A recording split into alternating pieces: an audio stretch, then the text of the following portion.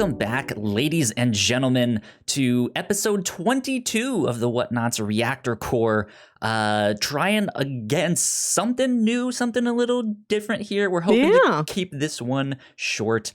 This week, we are going to be talking about 1 through 7 of WandaVision. I'm super excited to be here and talk about all of that stuff. My name is Kyle Springer, and I am joined, as always, by Melissa Wilkinson. Hi. Melissa, how are you tonight?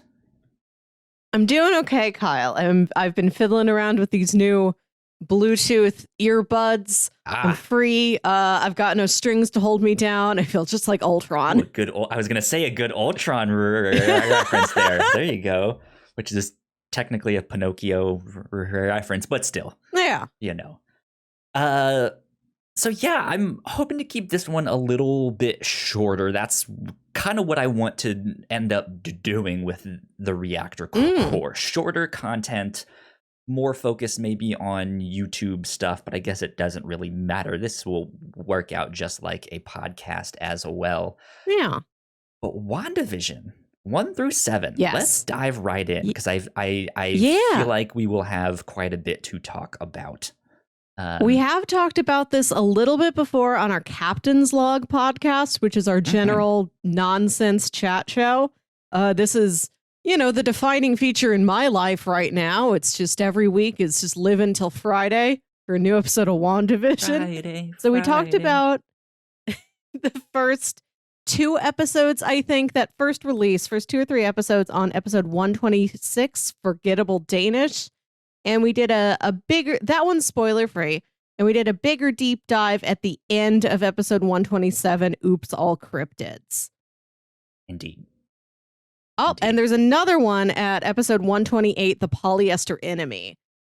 So we've chatted about it over there before, and we're like, we got to centralize this over at the Reactor Corps. Yeah, we got to be consistent. We were like, it's gonna turn into a WandaVision podcast if that's what we do week to week. So we decided to wait, but then I was like, I can't wait, and I think it'd be fun to talk about how we think the show is gonna end. Yeah, this is a good time to check in. Stuff like that. Yeah, so I think this is the perfect time to talk about it and such. So Melissa, let's dive right in. How are you liking WandaVision so far? Because I'm loving it. Yeah, I'm digging it a lot. I love this dark sitcom aesthetic that it has, and how many different mysteries it has going on in the bubble and out of the bubble. Indeed, yeah. One more thing I guess I should say, there will be spoilers on this stuff. We are going full spoilers. We're going to be theorizing about things that happen down the road and stuff like that. But yeah. Man, I'm loving this show. I love how strange and weird this is compared to everything else we've seen in the Marvel Cinematic Universe. Yeah. So far, I'm glad we finally got to that point, right, where it's just like, let's just go full, like, weird. Yes. Like when I saw Spider-Man Far From Home, I was like, I love this. I was so excited for Mysterio. I enjoyed Mysterio.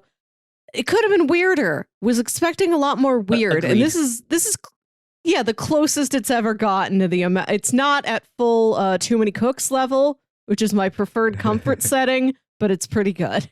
Yeah. Because that's the thing with comics is I know that they have weird comics. I'm a big comic book fan. I have all my comics back there behind me that you guys can see, but the movies have been pretty formulaic, right? I think the TV shows that we've seen that are like, maybe they're in the MCU on some days, maybe they're not. They've also been fairly formulaic. Some of them have been really good. Some have been okay, and stuff like that. But they've still just like, it's adventure of the week. So I love that this is just something entirely different, though. I'm excited for them to do more weird things down the road. Indeed. So what we've usually done here on the Reactor Core is done like a recap of the plot. I don't think we're really gonna do that for these things. Do you want to give like a brief synopsis of just like, here's what we've seen so far on 1 through 7, which I guess is just a recap, but let's not do it. Yeah, in case you lose track of what episode is which number. The 7th episode is the most recent sitcom pastiche. It's playing off of sitcoms of the 2000s and the 2010s. Seems The like Office, a lot of Modern Family. Yeah. Stylistic references. And this is the one where we find out it was Agatha all along. Agatha all along. That song is so good, man. It's excellent. What a treat to get this bonus theme song in here, because this is a good breaking point for us to stop and do, some speculation. I think we have reached the end of these sitcom style episodes. I think we'll still have that kind of setup for the show. Like, that's still the framework that I think some parts of it are going to fill into. New Girl style stuff, which is still just Modern Family stuff and The Office. Like that style has permeated into the 2010s, which is what the decade would be for what they would do next in that show. But good I think spot they're to speculate, because I think they're going to keep referencing it.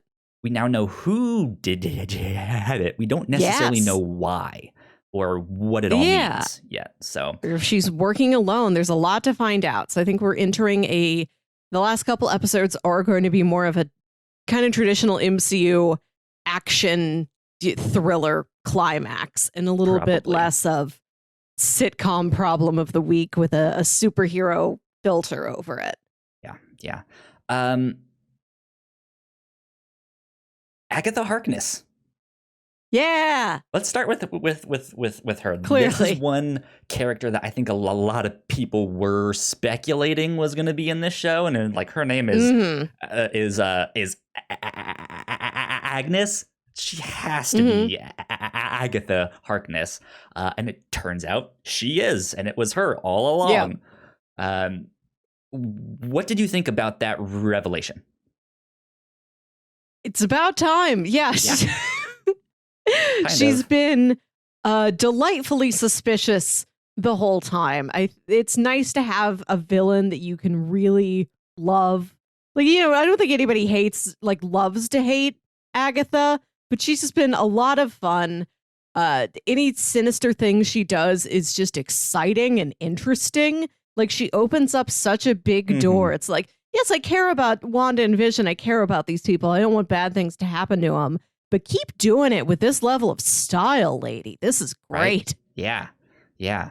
She's been a wonderful addition to the show, and is almost maybe my favorite character of the show so far.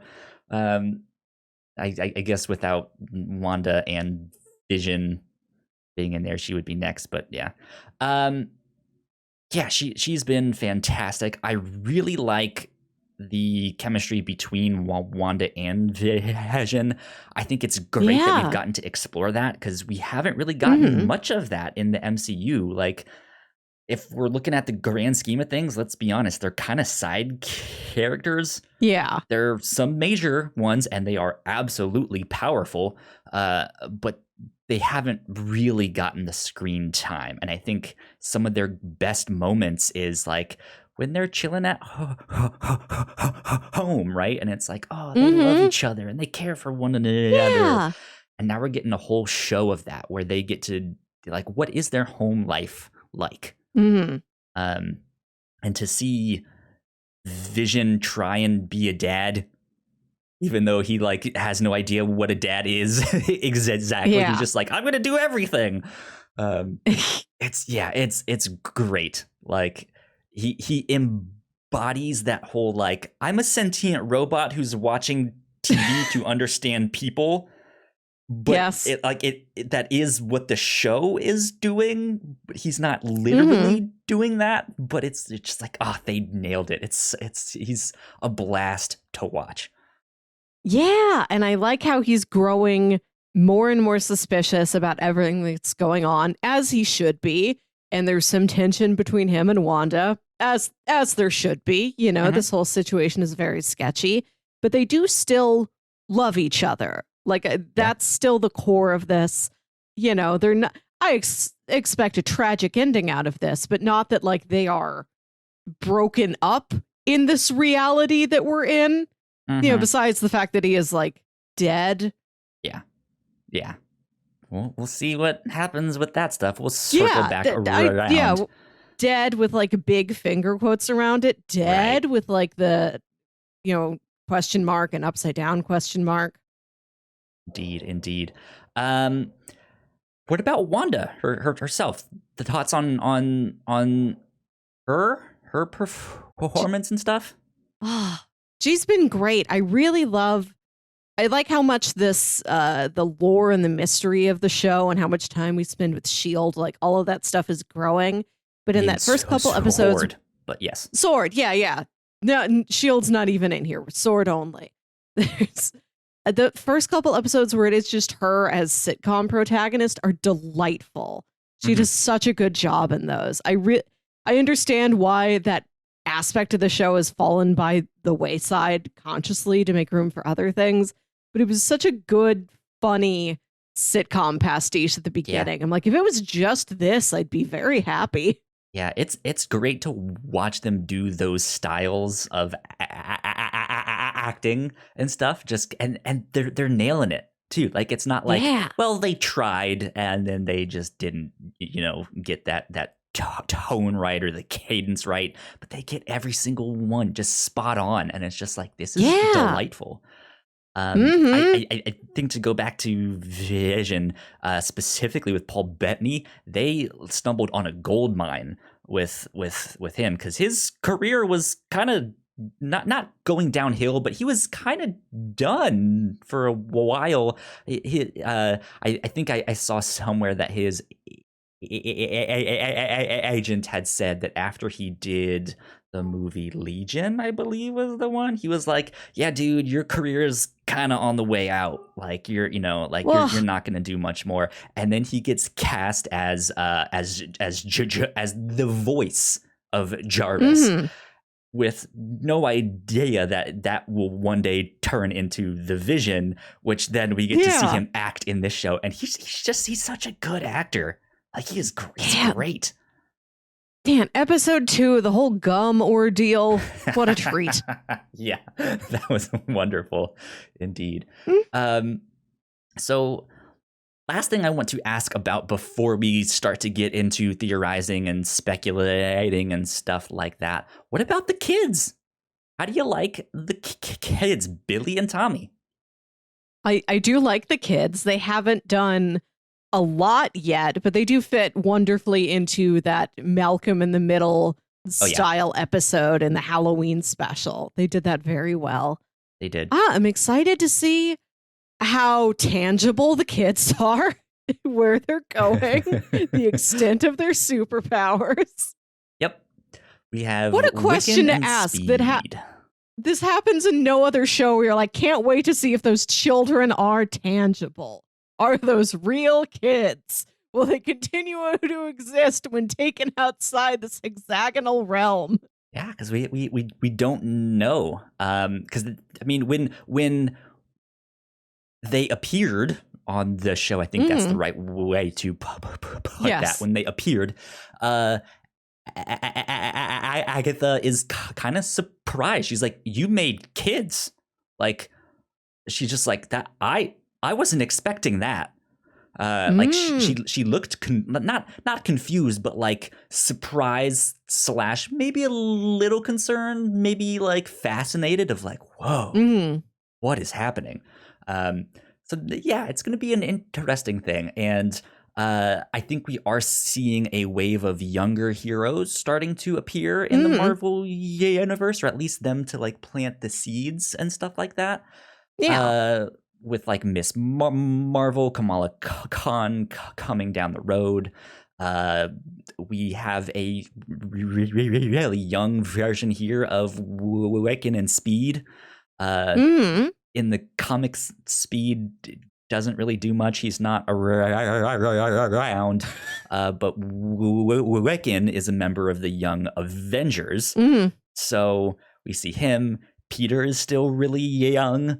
They're starting to be this wave of like younger characters. I'm just like, okay, I like where this is going. So good stuff with them. I thought they were a lot of fun.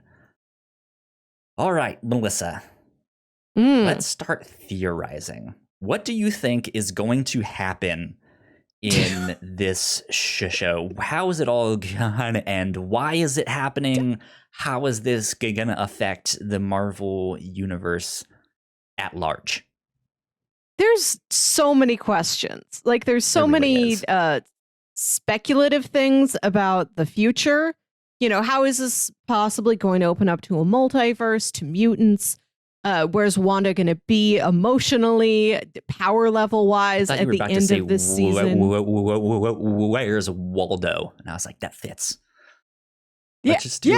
Also where's a mystery. Where is Wanda? Where will she be? We've got all of that, and then we've got all these mysteries sprinkled throughout the show, like where's Ralph? You know, who is Jimmy Woo's witness protection program charge? That he's there to try and find. Yeah, and the whole, who is this astrophysicist? And then it's like, well, we technically got one, but I don't think anyone was really expecting it to be an NPC, just like some random person. I think every NPC is just a Skrull. At this point, yeah, maybe. Yeah, that's got to be, I support the theory that that's her Skrull pal that she was playing Uno with back in Captain Marvel. Possibly. So do you have like a prevailing theory of like, this is what I think is happening? I'm on Team Mephisto. Okay. He seems like he would go hand in hand with Agatha Harkness and the magic. It seems like the show is definitely ramping up to. Last episode gave us a big hearty scoop of magic in our bowl. Sure did. Yeah. So I think we're going into something a bit more, magic as opposed to the sort of cosmic sci-fi multiverse thing. But there certainly could be that. They have a lot of different ingredients, and I can't tell how they are going to be combined, what everything is going to lead up to, because we know this is the first piece of Phase 4. And we know so many things that Phase 4 is going to have, and we don't know which dominoes this show is going to be knocking over that are eventually going to lead to, like we can see Multiverse of Madness in there. And, how many things are they going to hit before that? Are we going to hit Eternals? Are we going to hit Love and Thunder? Who knows? There's so much, much on the horizon. Right. So the Mephisto theory, for those of you guys who don't know who Mephisto is in the Marvel universe, he is the devil. He is their devil character. And yeah, there has been rampant speculation that it would be Mephisto as the big bad, that he is somehow controlling Wanda or controlling Agatha Harkness or teaming up with her. Because of these hexes, these like hexagonal shapes that keep appearing throughout the show, is one of the thing. Now you laugh, but the word hex is 6 in Greek, so it's like 666 maybe. Who knows? There's the devil there, but it I think also means like witchcraft in Russian or something like that. I just think it's funny that the show, it's operating on so many levels where it's like there's very specific subtle details we have to look out for that can have all of these branching connections deep into like comics history. And also it's like, look, the shape. We keep seeing a shape, a simple geometric kindergarten shape. Look for the shape again. Yeah. It's interesting. I used to be on Team Mephisto. I don't think I am anymore. Who's your team? Well, that's the thing. I don't know. So Team undeclared. I have a few theories. There's one I'm leaning towards that could be interesting.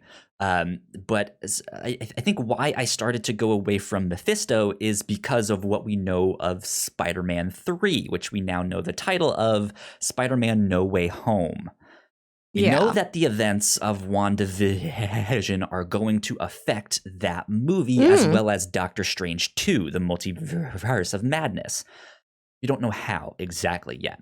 But with Spider-Man 3 specifically, we've been hearing all these rumors and casting announcements of like this person is showing up. Maybe this person. Alfred Molina, who was Dr. Octopus in Spider-Man 2 with Tobey Maguire. He'll be in there. Electro by Jamie Foxx from the Andrew Garfield ones is gonna be in that one. And when we were still trying to figure out the name of that, my prediction was the name was going to be Home Invasion. That because of this multiverse, that somehow Wanda did something to the multiverse, and now these villains are coming into the MCU, and it's like they're invading the MCU in that way, Home Invasion. But that's not the name. Now I actually think it's the opposite. Especially since the title is No Way Home. Yeah, I think he is lost. I think somehow Wanda is maybe going to do something that will... So we know that the hex, the like bubble thing that she's in, when people pass in and out of it, it rewrites people's DNA. Yeah. She's expanded it once. What if she expands it once more? What if she gets really pissed and is just like, screw it, I'm engulfing the whole world in this thing, right? And that it messes with people's DNA, potentially an in for the X-Men, right? Because they can have altered DNA with that thing. But then I'm wondering, especially with Quicksilver, with Pietro not being the original actor, but him not also really being her brother. Like it's unclear exactly who he is in this. They recast him, right? But it's the one from the X-Men movies. I love that the show is like, are these people real? Is that guy himself? Is that man dead? Are the kids tangible? Everything's so amorphous. Like there have been other series where it's like, who might be a Skrull, but like that feels so normal and down to earth and relaxing compared to like, are you a thought projection? Are you from another dimension? Are you a life model decoy? Like, are you a tulpa? Yeah. So if she is expanding this hex thing, what if, unbeknownst to her, maybe she already is messing with reality and she's pulling in different versions of these people. And so she did think she was pulling in her brother or something like that. But when she got him, it was like, that's not who you're supposed to be. But no, she wasn't even expecting him. I really believe that she did not consciously try to pull in a Pietro. Maybe she did subconsciously, but it wasn't like she was reaching for ATJ and got Evan Peters by mistake. Right, yeah. Either she knows it or not, or if it's Agatha who tried to bring him in, but by bringing him in, it changed him to this thing because somehow it got a different reality version of him. I don't know. If you try and pull in anyone else, they also look like Evan Peters. right? No, but like maybe sometimes it happens, sometimes it doesn't. It just like what I'm thinking is if they expand this thing once more and more of these like alternate reality versions of these of different people get brought in, you ask me, that's a broken multiverse where someone needs to fix this. And maybe they don't necessarily know how. And so they're like, hey, Steven, Dr. Strange, we need some help here. Nobody calls him Steven. Can you fix this?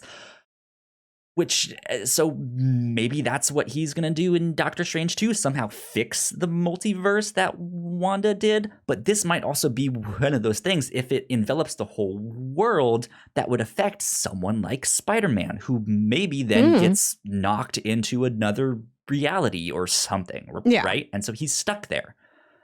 He has to get okay. Are we going to get some multiverse out of this? Yes. But I don't think it's going to be like a full kick the door open. Like, we're going to nudge the door open. This takes place before Far From Home, which had some weirdness to it. You know, there probably is something going on behind Far From Home, but otherwise seems normal enough. I think there's more things that are going to be taking place between WandaVision and Spider-Man 3. Falcon and the Winter Soldier seems quite grounded. I think Shang-Chi fits into this time slot. We're going to nudge the door open. We're going to get introduced to the concept of the multiverse, but I don't think it's full-blown chaos from the end of WandaVision on. We're setting up something that's going to be further kicked open, I think, a bit later. So my theory has been, since this afternoon, I really thought about this hard today. I wanted to be prepared. So I think Ralph is Mephisto, and I think Evan Peters is Agatha's son. He's the Nick Scratch character from the comics, because then that would be a mirror to Wanda's family. I think that would be a very neat narrative stroke. You know, that she also has a husband and she has a child. You know, that they're this dark mirror to Wanda and Vision and their kids, right? Yeah, and maybe Agatha has a sense of the multiverse with whatever witchly vision she has looking out upon the world. She can tell there's multiverses. She has some sense of them. Perhaps she can grab some things. You know, she's not quite the Nexus level being that Wanda is. But trying to figure out exactly what Evan Peters is doing here, I've been imagining that it's something like, Wanda's like, you're right, he never was my brother. And then Agatha says something like, well, you don't know every version of your brother that's out there, Wanda. You think this is the only world there is? This could be a Pietro, and it's just sort of nodded at. It's not confirmed. Oh, yes, this is a Pietro. I grabbed him from this universe.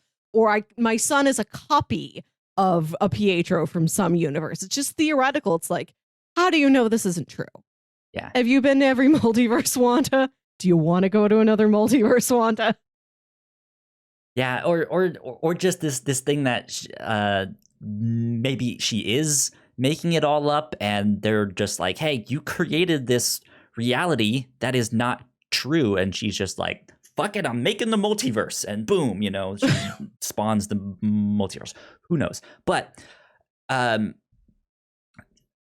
yeah, so I guess I'm leaning away from Mephisto because I think if Spider-Man is going to be trapped in another universe, which is now what I think that one will be about, and he has to get that back home, is I don't think they're going to have time to really do the One More Day storyline, which is what I was thinking that movie was going to kind of be about, which involves which involves Mephisto, and I don't think they're just like, it already has a lot for him to get back home through multiple dimensions and do all these cameos and stuff. I don't think it's going to be difficult to be like, and Aunt May gets hurt or killed, and now he has to make a deal with the devil and this and that.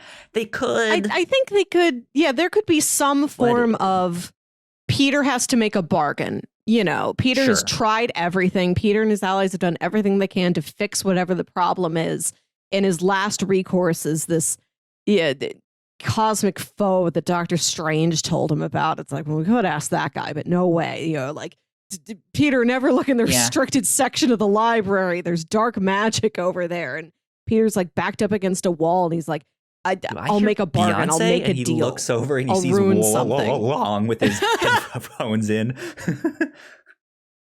Yeah, like it can happen. I'm starting to think it's less likely that that's the direction they're going with Spider-Man. But we'll see. What do you if we're not thinking as much about where the MCU is going? Because I think this could be a tool to set up a lot of things, but I also want to, we got to think about, this is a contained story on its own. What is the ending that isn't just going to set up a bunch more things, but is also going to serve as maybe not the end, but a form of closure on the storyline that Wanda and Vision have been living in this TV show and before it. So you're asking just like by itself, what do you think this is heading up? Yeah, if we like kind of introducing, like, what if this is a stepping stone for down the road? No, like, let's not think of it as a stepping stone so much. Like, let's say this is the stone we are stepping to and not stepping off of. How do you think it might tie up the storylines of the characters we've been seeing? I don't think we're gonna see any more Vision, though that's gonna be tough. And I think especially for Marvel being like, oh man, Paul Bettany is a good actor, and we're killing him off. But I don't think Vision is gonna make it out of this. I think that will break Wanda. They're gonna let her know her kids aren't real. And she's going to do something that affects a lot of people. I think the kids will end up being real. She will will them into existence somehow or magic them. Beyond that, I don't know. I don't think Agatha she's the antagonist. I don't think she is the villain. That makes sense. Yeah. I don't think she's operating alone. I wouldn't call her a pawn. I think she's cooperating with somebody. Right. She's like a very high level, very competent, self-assured henchwoman. Right. Yeah. Or just an opportunist, if that makes sense. Right. Like, she's not necessarily bad. But yeah. I'm excited to see where she might go. I know I was just talking about, let's look at this as its own thing, but I hope Agatha is a character that does continue to exist beyond this show, in whatever capacity she ends up serving. If we'll see her again in Loki or Multiverse of Madness or something. Yeah, I'm happy to see them introducing more magic into the MCU. We need more stuff like that, right? We have space. We have aliens. We have then like regular down to earth, like Captain America, Tony Stark, like all of that stuff. We need something else, like dark magic and stuff like that. Yeah. Which I think is another interesting theory that's going around about the dark hold. Have you heard of this one? I know it is the Book of the Damned, the Necronomicon. Who knows what might be in there? It's not the Necronomicon. That's a different book, but it is a like dark magic book from Chthon, I believe is how you pronounce his name. It's like Cthulhu, and that's basically what it is. He's an elder god, like Dormammu is, or one of the ancient things, but he's basically their Cthulhu. And Yeah, it's a book of spells and stuff like that. And what's interesting about that of like, oh, there might be this, magical book that is introduced with all these dangerous spells. That book has already showed up in Agents of S.H.I.E.L.D., as well as Marvel's The Runaways on Hulu. It's been in both of those shows. And so to have it appear in this would just be like, interesting. Okay, more magic. So we'll see with that I think that's, I like magic because at least, the most magic we see is from Doctor Strange. Wanda's magic is a bit more like a superpower. And I like what Doctor Strange does is that it's something he had to learn. It's if you really apply yourself, it's a skill you could get. I like that as an element here in this universe. Yeah, that this is something if you know the right words to say, the right poses, the right, you have the right artifact, then you can do something with that. So yeah, I'd love it if magic was something, of course, study for years, really apply yourself, but also if this is something that could be tossed around like one of those little Ant-Man devices where you throw it on something and it gets big. But yeah, just have magic flying around the way we have like sci-fi weapons. Yeah. Right. Yeah. So I mean, at the end of the day, I think Wanda is going to break the universe or the multiverse somehow, some way. She's going to say something or do something or... Yeah, we're going to get a crack in it for sure. Go too far, because we also know that the events of Spider-Man 2 take place after this. Yes. And I think Spider-Man 2 was like months after the blip.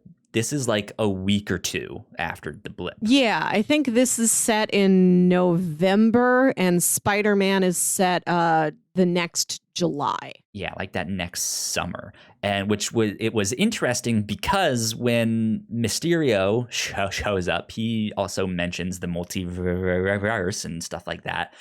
But no one bats an eye except for Peter, right?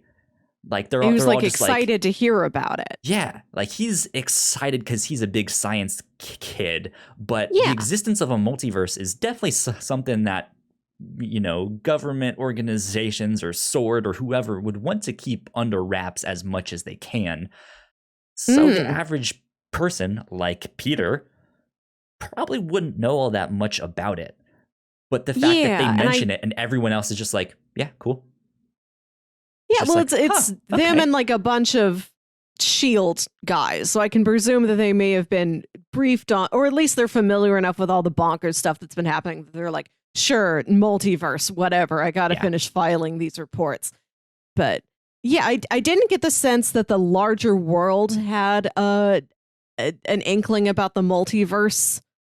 Not yet. Yeah. Apart from, the sky over New York City cracked open and some aliens came down. This could be part of that for all we know. Heck, we're just everyday civilians. We're not an Avenger.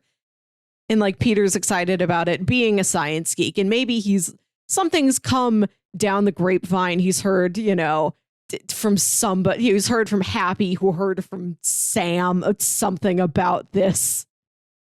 Like little bits of whatever is happening in like little bits of whatever is happening in WandaVision is going to trickle out just among the grapevine of these people who know each other, who talk to each other. Yeah.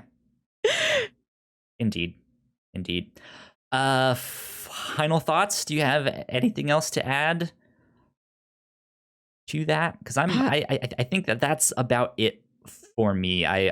There's so much more to discuss, to theorize. Who's this big cameo that's coming along down the line? That's still out there. I'm wondering if it's like Magneto or if it's someone.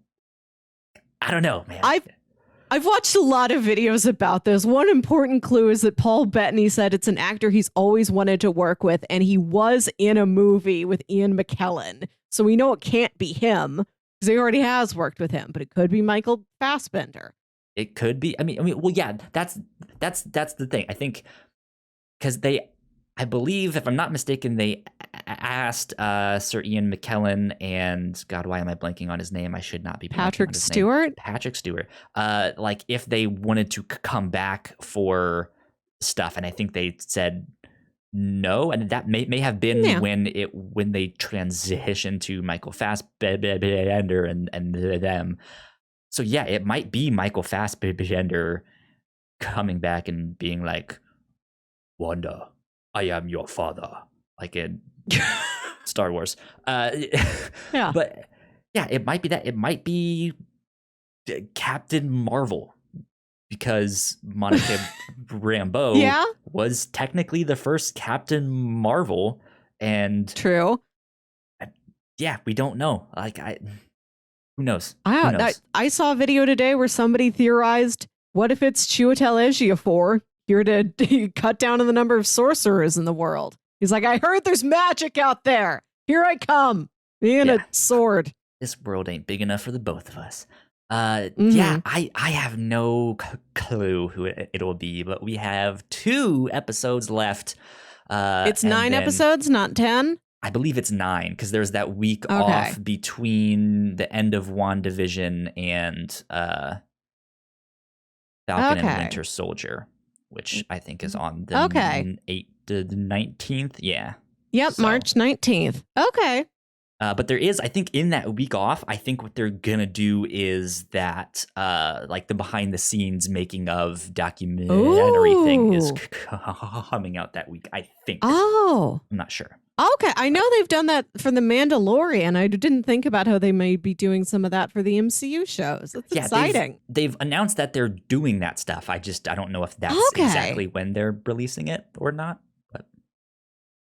But 2 more episodes left. That is our thoughts on WandaVision 1 through 7. That basically wraps us up for this stuff. We'll do a little bit of housekeeping before we get out of here, though. Like Melissa mentioned at the start, we have multiple podcasts here at The Whatnots. You guys can find out more information on our website, thewhatnots.com, as well as your favorite podcasting platform of choice. Just type in The Whatnots and all of our shows will pop up right there. If you like what we do, patreon.com/thewhatnots is where you can support us for as little as $1 a month. We have a $3 tier with all kinds of exclusive content from all of our shows, including this one where we reacted to different trailers, movie trailers from different decades. That was a lot of fun. Let's see, we also have a $5 tier, which will get you a shout out here on the show. So thank you, Sam, for helping us out. Thanks, Sam. We appreciate you tons for supporting us for so long. Last but not least, if you guys like video games, we live stream on Twitch each Wednesday nights for Whatnots Wednesdays. It's usually around 6:30 p.m. Eastern time. That is at twitch.tv/thewhatnots. And one of us will be on there. We don't know who exactly. It switches up, but we will be on there. And I think I might start streaming Sunday nights. So we'll see about that. But you guys can also subscribe to our Twitch, which is about $4.99 for a tier 1 subscription. However, if you have Amazon Prime, you also have Twitch Prime, which means you have a free Twitch Prime subscription to give away as long as you link your accounts, which is super simple. And then we would love it if you gave that to us, because that's free money for us, and that would be wonderful. You don't have to pay an extra thing. You can just be like, here, have some of what used to be Jeff Bezos's money. I don't know who's taken over for him there, but there you go. That's it. Melissa, where can they find you on the internet? You can find me on Twitter and Instagram at Wilkywit. That's WILKYWIT.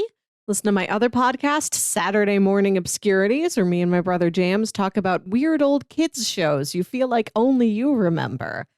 And this isn't anything I'm working on, but look at the YouTube channel New Rock Stars. They are my go-to place for breakdowns and theories on Marvel and lots of other nerdy stuff like that. They don't do the number. They don't limit them. No, it's like that stuff. It's the best of any of those type of videos. I've watched a lot of channels. This is the one I always go to first. They've got like very thorough, detailed coverage. I really recommend them. Most things I say I've just heard on there. I have very few original thoughts. There you go. You guys can find me at Kyla Springer on Twitter. If you guys want to stay up to date with our shows, we are at The Whatnots on Twitter. So go like, share, subscribe. You guys know the deal with that stuff. We will be back, I guess, in like 2 weeks to talk more about WandaVision. Be on the lookout because I believe we are going to do Reactor Corps stuff for each episode of Falcon and the Winter Soldier as well, reacting to all of that stuff, which, by the way, we should figure out how we want to do that. I feel like it'd be best if we just tack that on to the Captain's Log night, since we're there anyways. Sure, yeah. Maybe we can do an hour earlier, just so we're not going super late, but we'll figure that stuff out. Be on the lookout for all that down the road. And with that, let's get out of here. Bye. Bye.